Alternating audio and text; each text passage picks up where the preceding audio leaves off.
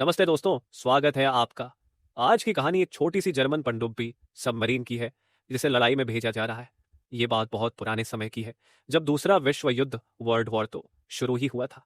उस समय एक नेता था हिटलर। वो पूरी दुनिया पर राज करना चाहता था, इसीलिए उसने अपनी 400 पनडुब्बियां समुद्र में भेजी, पर उनमें से बहुत कम ही लौट पाई। बस 10 लोग ही जिंदा वापस आ सके। बाकी कहाँ गए आज तक किसी को नहीं पता। आज भी कहानी में एक छोटी सी पनडुब्बी को समंदर में भेजा जा रहा है। सभी लोग किनारे खड़े अपने दोस्त और परिवार वालों को अलविदा कह रहे हैं, लेकिन सबकी आंखों में आंसू है, क्योंकि किसी को नहीं पता कि ये आखिरी बार अलविदा तो नहीं। पनडुब्बी में एक नया सैनिक है, नाम है वार्नर। वो पहली बार लड़ाई में जा रहा है और बहुत डरा हुआ है। उसके साथ ही उसकी टांग खींचते हैं, मजाक उड़ाते हैं, लेकिन वही डरा ही रहता है। इन सैनिकों का मकसद है, अगर उन्हें किसी दुश्मन का जहाज या दूसरी पनडुब्बी दिखे तो उसे तुरंत तबाह कर देना। अब सब तैयार है और पनडुब्बी धीरे धीरे पानी के नीचे जाने लगती है। लेकिन ये लोग बहुत नीचे नहीं जा सकते, क्योंकि इससे जान का खतरा होता है। फिर भी इनके कैप्टन को अपने सैनिकों की बहुत चिंता है। उन्होंने सबको आराम से बैठने का आदेश दिया और कहा, रडार पर ध्यान दो, शायद कुछ दिखे। वार्नर तो डर के मारे थर थर कांप रहा था। उसे लग रहा था कि लड़ाई शुरू हो गई, लेकिन असल में ये तो सिर्फ एक प्रैक्टिस मॉक ड्रिल थी, जो कि कैप्टन ने जानबूझकर करवाई थी, ताकि सबको अपना काम अच्छे से याद रहे। इसके बाद कैप्टन ने सबमरीन को और नीचे जाने को कहा। अब वो लोग 160 मीटर गहराई तक पहुंच चुके थे। वहां बहुत सन्नाटा था, जिसकी वजह से सब में डर फैलने लगा था। वार्नर तो जैसे डर से जम ही गया था। थोड़ी देर बाद कैप्टन ने कहा, अब ऊपर आ जाओ। ये सुनकर वार्नर को थोड़ी राहत मिली। पर याद रखना दोस्तों, कोई हमेशा कमजोर नहीं रहता और ना ही कोई हमेशा ताकतवर रहता है। वक्त हर किसी का बदलता है। ये बात क्यों कही गई है, ये आपको इस कहानी के आखिरी में समझ आएगा। तो अब कहानी धीरे धीरे आगे बढ़ रही है। अब तक पनडुब्बी में बैठे लोगों को कोई खास खबर नहीं मिल रही थी, ना ही रडार पर कुछ दिख रहा था। इसलिए सब लोग थोड़ा बोर ऊब होने लगे थे। फिर एक दिन अचानक खबर आती है, अटलांटिक महासागर के उत्तर नॉर्थ दिशा में कई जहाजों का एक बड़ा समूह आगे बढ़ रहा है। ये सुनते ही कैप्टन पनडुब्बी की रफ्तार बढ़ा देता है और वहां की ओर तेजी से बढ़ते हैं। लेकिन वहां पहुंचने पर उन्हें कुछ नहीं दिखता। सब बहुत निराश हो जाते हैं। शायद पनडुब्बी थोड़ी आगे आ गई थी, इसलिए वे मशीन से आसपास की आवाजें सुनने लगते हैं। तभी उन्हें पता चलता है कुछ बड़ा और भारी उनकी तरफ आ रहा है। कैप्टन टेलीस्कोप, एक देखने वाला यंत्र, से ऊपर झांक कर देखने की कोशिश करता है, तो उन्हें सामने से आता हुआ एक बड़ा दुश्मन जहाज डिस्ट्रॉयर नजर आता है। वो जहाज तेजी से इनकी ओर बढ़ रहा था, क्योंकि उसे पनडुब्बी के बारे में पता चल गया था। अब ये जल्दी से हमला करना चाहते हैं, लेकिन छोटी सी सबमरीन में ठीक से संतुलन बैलेंस नहीं बन पा रहा था। इसी वजह से वे हमले में देर कर देते हैं। जब तक वे मिसाइल टॉरपीडो फायर करते, वो दुश्मन जहाज बहुत पास आ चुका था। फिर पनडुब्बी को और नीचे जाना पड़ा। इतने में दुश्मन ने गहराई में फटने वाला बम डेप्थ चार्ज पनडुब्बी पर फेंक दिया। तेज धमाके से सब हिल गए। चारों ओर अंधेरा हो गया और सभी बेहद डर गए। लेकिन फिर भी किसी ने हार नहीं मानी। सब फिर से आवाजें सुनने लगते हैं कि अब दुश्मन जहाज क्या कर रहा है। तभी दुश्मन का जहाज फिर से लौट कर आता है और दोबारा हमला करता है। इस बार पनडुब्बी गहराई में थी, इसलिए उन्हें ज्यादा नुकसान नहीं हुआ। सब ठीक ठाक बच गए। अब कैप्टन समझ गया कि दुश्मन उनके ऊपर ही मंडरा रहा है, लेकिन उनके पास इतना शक्तिशाली हथियार टॉरपीडो नहीं था जिससे वे उसे हरा सके।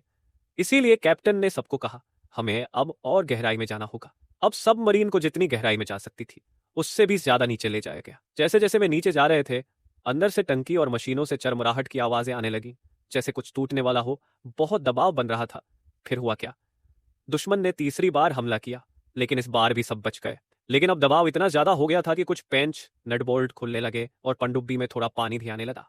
पर सैनिकों ने जल्दी से मिलकर उसे ठीक कर दिया। तभी उन्होंने ऊपर से एक गोल घूमने वाली मशीन की आवाज सुनी। ये उस दुश्मन जहाज की आवाज थी, जो अब उनसे दूर जा रही थी। ये सुनकर सबकी जान में जान आई। इसका मतलब था अब खतरा टल चुका है। अब जब पनडुब्बी में किसी तरह की आवाज आनी बंद हो गई, तो सब मरीन ऊपर आई और कैप्टन ने दूरबीन टेलीस्कोप से चारों तरफ देखा। वहां कहीं भी कोई दुश्मन नहीं था। इसका मतलब खतरा टल चुका था। अब सब समझ गए थे कि आगे कभी भी खतरा आ सकता है, इसलिए उन्हें हमेशा तैयार रहना होगा। ऐसा करते हुए उनकी यात्रा आगे बढ़ती रही। एक दिन जब सब बाहर देखने के लिए ऊपर आए, तो देखा आसमान में काले काले बादल थे और चारों तरफ गहरा कोहरा छाया हुआ था। इतनी धुंध थी कि कुछ भी साफ नहीं दिख रहा था। इस पर समुद्र भी बिल्कुल शांत नहीं था, जैसे कि वो पनडुब्बी को डुबोने की पूरी कोशिश कर रहा हो। लेकिन ये जवान बहादुर थे, उन्होंने हार नहीं मानी। इसी बीच एक सैनिक गिर गया और घायल हो गया। फिर थोड़ी ही देर में कुछ और साथी दिखाई दिए, जो दूसरी सबमरीन में कहीं और जा रहे थे। लेकिन ये देखकर कैप्टन खुश नहीं हुआ, क्योंकि उसका असली मकसद अभी पूरा नहीं हुआ था। इसलिए उसने अपने कुछ खास सिपाहियों को खास काम पर लगा दिया, ताकि अगली बार वो दुश्मन को सही से देख सके और हमला कर सके। फिर करीब 2 हफ्ते बाद उन्हें सच में एक बड़ी खबर मिलती है। अब उन्हें सामने एक जहाजों का बड़ा झुंड दिखाई देता है और इस बार असल में कोई भी बड़ा दुश्मन जहाज, डिस्ट्रॉयर उनके पास नहीं है। यानी इस बार सब सेफ हैं और हमला करने का सही मौका है। फिर क्या, सबमरीन की गति तेज कर दी जाती है और उसे गहराई में ले जाया जाता है। अब एक सैनिक ने टेलीस्कोप संभाला और इस बार बिल्कुल सही निशाना लगाते हुए लगातार 4 टॉर्पीडो पनडुब्बी से छोड़े जाने वाले धमाकेदार हमले छोड़ दिए। ये सारे सीधा दुश्मनों की ओर जा रहे थे। लेकिन तभी एक और सैनिक को देखकर डर लगने लगा, क्योंकि उसे एक डिस्ट्रॉयर दुश्मन जहाज दिखाई दे गया जो शायद पनडुब्बी को देख चुका था। वो अब फायरिंग शुरू कर चुका था। इसलिए पनडुब्बी एक बार फिर से गहराई में गोता लगाती है। लेकिन फिर पता चलता है कि दुश्मन ने गलत दिशा में हमला किया था। उसी समय चारों टॉर्पीडो जाकर दुश्मनों के जहाज से टकराते हैं। यानी हमला सही निशाने पर लगा। दुश्मन के जहाज डूबने लगे थे और उनकी चीखें साफ सुनाई दे रही थी।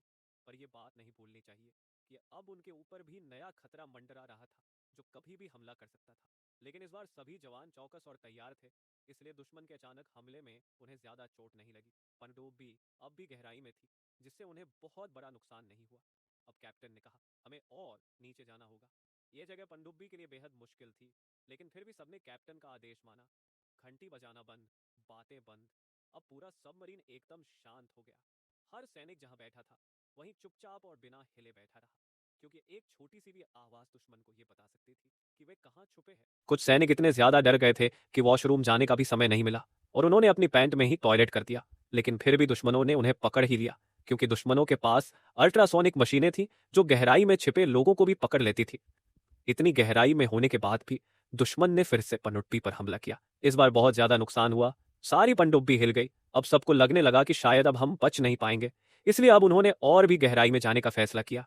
इंजन जोर से चल रहा था और उसकी आवाजें सुनकर इंजीनियर भी घबरा गया था, क्योंकि यह पनडुब्बी इतनी गहराई के लिए बनी ही नहीं थी। इसी बीच उन्हें ऐसी डरा देने वाली आवाज सुनाई देती है जिससे सबके रोंगटे खड़े हो जाते हैं। उन्हें समझ आ गया कि ऊपर एक और दुश्मन युद्धपोत डिस्ट्रॉयर आ गया है। वो भी उन्हें खत्म करने आया है। अब एक नहीं, दो दो दुश्मन शिप लगातार पनडुब्बी पर हमला कर रहे थे। सबमरीन अब 230 मीटर गहराई तक जा चुकी थी, जबकि उसकी लिमिट सिर्फ 130 मीटर थी, यानी 100 मीटर ज्यादा नीचे, जो बहुत खतरनाक था। अब कई सैनिक डर के मारे रोने लगे, क्योंकि उन्हें लग रहा था कि उनकी मौत बहुत पास है। लेकिन कैप्टन ने हिम्मत नहीं हारी। वो बोला, हमें यहाँ लड़ने के लिए भेजा गया है, ये कोई फिल्म की शूटिंग नहीं है। हिम्मत रखो और अपनी अपनी जगह पर बैठो। उसकी इन बातों से सभी को थोड़ी हिम्मत मिली। फिर एक और जोरदार बम गिरा, जिसने पहले वाले से भी ज्यादा नुकसान कर दिया। अब पनडुब्बी की दीवारें टूटने लगी, नटबोल्ट ढीले होकर बाहर आने लगे। वो कुछ सैनिकों को लग भी गए, लेकिन वो दर्द में चुप रहे ताकि दुश्मन आवाज न सुन सके। तभी सबसे जोरदार हमला हुआ। दोनों दुश्मन जहाजों ने एक साथ हमला कर दिया। इससे इंजन रूम में बैठे जॉर्ज नाम के सैनिक को बहुत डर लग गया। उसे लगा अब उसकी मौत सामने ही खड़ी है। वो तेजी से दौड़कर कैप्टन के पास गया और बोला, मुझे बाहर जाने दो। कैप्टन ने कहा, अपनी जगह वापस जाओ। लेकिन जब वो नहीं माना तो कैप्टन अपनी बंदूक लाने चले गए। तब कुछ सैनिकों ने उसे पकड़कर वापस उसकी सीट पर बिठा दिया। तभी एक भयानक टक्कर हुई, जिससे पनडुब्बी बहुत तेजी से नीचे गिरने लगी। अब सबको लग गया कि शायद अब कोई नहीं बचेगा। जो जहां था वहीं चुपचाप बैठ गया या लेट गया। सब अपना परिवार याद करने लगे और अपने आखिरी पल गिनने लगे। वार्नर भी सबसे ज्यादा डर गया था। उसके हाथ में किसी की तस्वीर थी। हमने नहीं देखा कि वो किसकी थी, लेकिन इतना जरूर कहा जा सकता है कि वो किसी अपने को ही याद कर रहा था। धीरे धीरे उसने अपनी आंखें बंद कर ली। 6 घंटे बाद जब वार्नर की आंख खुली तो देखा वो सही सलामत था और पनडुब्बी भी पूरी तरह ठीक थी। उसे बहुत खुशी हुई और वो दौड़ते हुए बाहर गया। बाहर देखा, सब लोग सो रहे थे, क्योंकि अब खतरा टल चुका था। लेकिन जिन दुश्मनों पर उन्होंने हमला किया था, उनके जहाज अभी भी चल रहे थे, पूरा डूबे नहीं थे। इस बार इन लोगों ने दुश्मन पर फिर से हमला किया, जिससे वो जहाज डूबने लगा। फिर हमने देखा एक बहुत डरावना और दुखद नजारा। उस जहाज पर जो ब्रिटिश सैनिक थे, वो आग में जल रहे थे और अपनी जान बचाने के लिए एक एक करके समुद्र में कूद रहे थे। वो लोग तैरते हुए पनडुब्बी की तरफ आने लगे, लेकिन पनडुब्बी वाले उन्हें बचाए बिना वहां से दूसरी ओर चले गए, क्योंकि युद्ध यानी जंग का नियम यही होता है, दुश्मन की कोई मदद नहीं की जाती। अगले दिन एक सैनिक जोश, जो पहले डरा हुआ था, कैप्टन के पास आता है और माफी मांगता है। वो कहता है, अब मैं कभी डरकर कुछ गलत नहीं करूंगा। कैप्टन उसे माफ कर देते हैं, क्योंकि उन्हें पता था उसके डरने की वजह हालात थे। इस जंग में कोई भी डर सकता है। इसी दौरान कैप्टन को एक नया संदेश मिलता है। अब उन्हें स्पेन के एक बंदरगाह पोर्ट जाना है, लेकिन रास्ता पैसिफिक समंदर से होकर जाएगा और उस रास्ते में ब्रिटिश नेवी की कई जहाजें हैं, यानी सफर बहुत खतरनाक होने वाला है। जब पनडुब्बी में बाकी सैनिकों को यह बात पता चलती है तो सब बहुत उदास हो जाते हैं, क्योंकि उन्हें कहा गया था कि क्रिसमस तक वे घर लौट जाएंगे। लेकिन अब ऐसा नहीं होने वाला। इधर कैप्टन वार्नर से कहता है, अब हम तुम्हें घर वापस भेज रहे हैं। यह सुनकर वार्नर बहुत खुश हो जाता है, क्योंकि वही इकलौता ऐसा सैनिक था जिसे घर भेजा जा रहा था। लेकिन कुछ सैनिक सोचते हैं कि वो डर के मारे वापस भेजा जा रहा है, यानी जैसे वो भाग रहा हो। फिर कुछ समय बाद सबमरीन एक बंदरगाह पर पहुंचती है जहां सैनिकों को थोड़ी राहत मिलती है। वे थोड़ा टहलते हैं, खाना खाते हैं। उसी समय उनकी सबमरीन की मरम्मत रिपेयर भी हो जाती है। अब वे स्पेन के लिए निकलते हैं, लेकिन वार्नर को बाहर जाने नहीं दिया जाता। ये देखकर वो थोड़ा चौंक जाता है, क्योंकि उससे तो कहा गया था कि उसे घर भेजा जाएगा। फिर उसे क्यों रोका गया? खैर, अब सभी सैनिक और कैप्टन मिलकर एक खास प्लान बनाते हैं। उन्हें बिना आवाज किए चुपचाप बाढ़ के बीच से ब्रिटिश सेना के पास से गुजरना होता है। इसके लिए उन्हें एक जबरदस्त रणनीति, स्मार्ट प्लान बनानी होती है।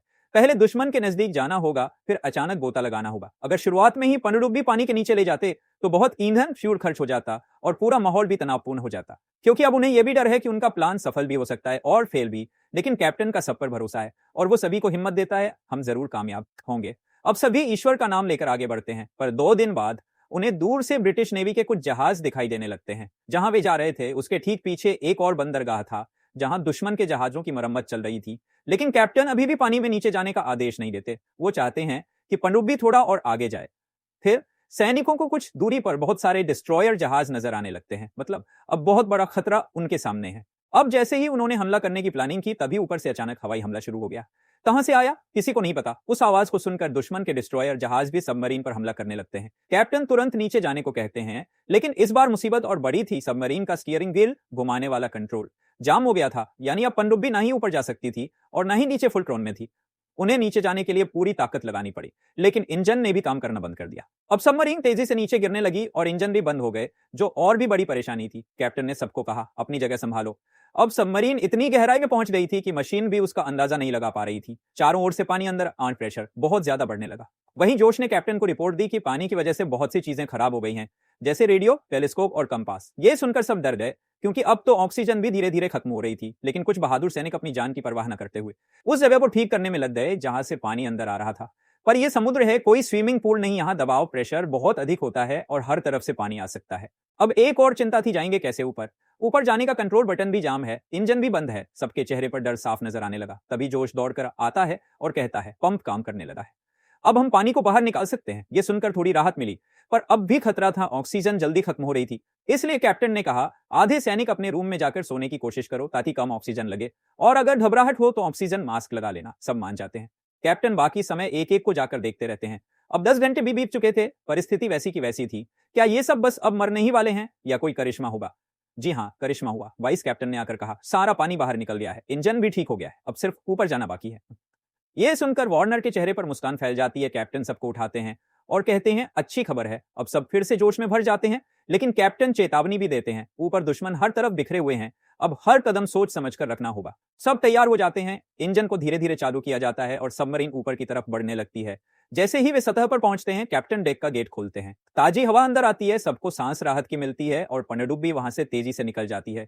किसी को पता तक नहीं चला। कुछ दिन बाद वे अपनी मंजिल स्पेन के बंदरगाह पर पहुंचते हैं। वहां इनका हीरो जैसा स्वागत होता है। जो घायल थे उन्हें तुरंत एम्बुलेंस में ले जाया गया। लेकिन तभी एक और मुसीबत, दुश्मन ने फिर से हवाई हमला कर दिया। इस हमले में कई सैनिक मारे गए और जिस पनडुब्बी के लिए इन लोगों ने अपनी जान की बाजी लगाई थी, वो कैप्टन की आंखों के सामने डूब गई। ये देखकर कैप्टन बहुत दुखी हो गए और वहां बेहोश होकर गिर पड़े, क्योंकि उन्हें भी गोलियां लग गई थी। उन्होंने जो सफर तय किया, इतना लंबा और खतरों से भरा था, उसमें सिर्फ एक चीज सबके काम आई, एकता। सबका साथ, सबको डर लग रहा था, लेकिन उन्होंने डर को हराया। अफसोस, आखिर वही नहीं मिला जो वो चाह रहे थे, पर उन्होंने बहादुरी से जंग जीती। यही थी इस रोमांचक कहानी का अंत। अगर आपको यह कहानी पसंद आई हो तो हमें कमेंट में जरूर बताएं। मिलते हैं अगले वीडियो में। धन्यवाद।